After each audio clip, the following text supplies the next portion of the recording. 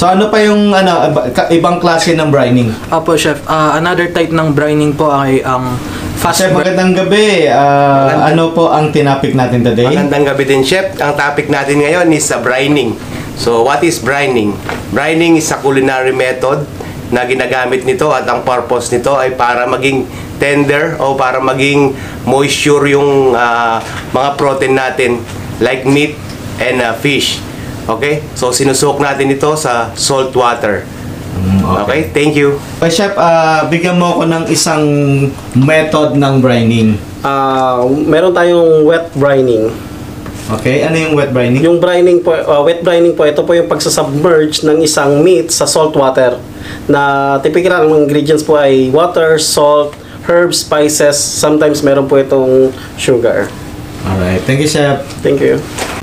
Okay. Bali, meron pa isang type ng brining is yung injection brining. So, ito, ginagamitan po natin to ng syringe para mas mabilis pumasok yung flavor dun sa karne.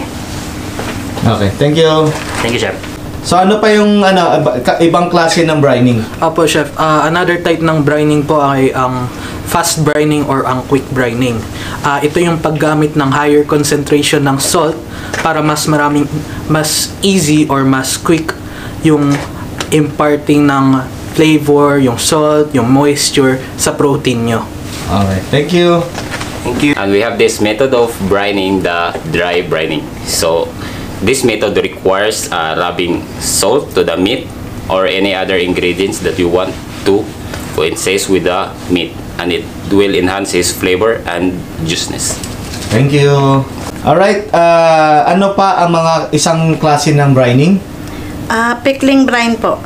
Isang uri ng pamamaraan para tumagal ang buhay ng gaya ng gulay, isda, at saka Karne.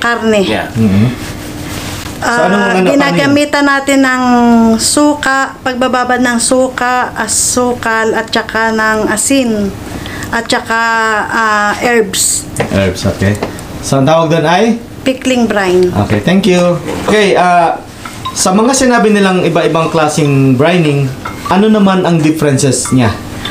Chef, when you say brining, ano to siya? It has different advantages and flavors.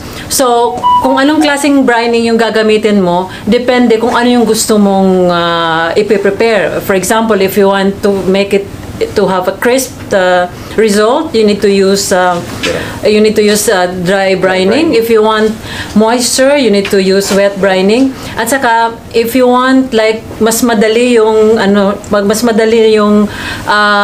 effect niya is anong tawag nun? Injection brining. Alright. And also, in some places where they don't grow vegetables, they can use also pickled brining. Alright, Thank you. Thank you very much. See you next week, guys. See you next week, Chef. Bye-bye. Thank you very much.